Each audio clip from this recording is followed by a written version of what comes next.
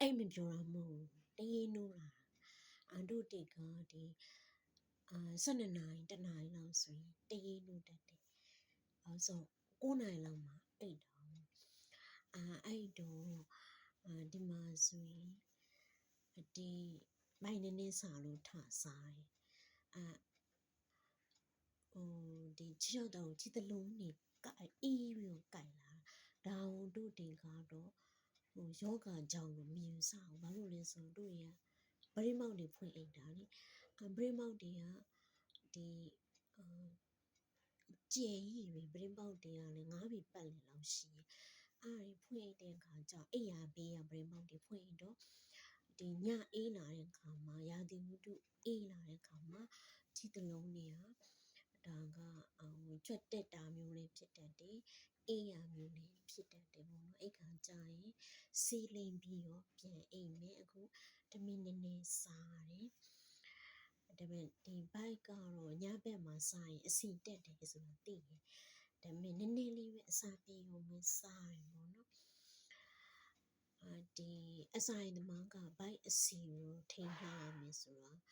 သိ body weight ကိုကတော့သူ့လို weight loss ဖြစ်နေတာမစားနိုင်တဲ့အတွက်ကြောင့်ပေါ့နော်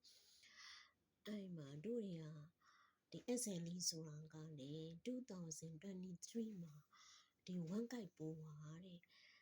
အစာရင်ထဲမှာတွေ့ရဝင်းစစ်လိုက်တဲ့အခါမှာလည်းမသိဘူးပေါ့နော်အဲ့မှာစစ်လိုက်တဲ့အတွက်ကြောင့်လားSLE PCNE positive ဆိုပြီးတော့ထွက်လာတာ strongly positive တို့တွေကအရင်တော့ကြားတော့မကြားဘူးသိလည်းမသိဘူးဒါ menopause ကြောင့်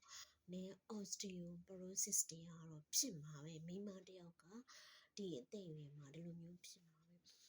ဒါက SLE symptoms လို့တို့တွေကတော့မယူဆဘူးဒီ rheumatologist တွေကလည်းမယူဆဘူး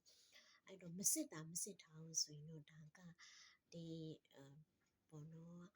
osteoporosis လို့ပဲယူဆမှာပဲတို့ရ new friend တွေပါလည်းမတောက်ဘူးဘာလို့လဲဆိုတော့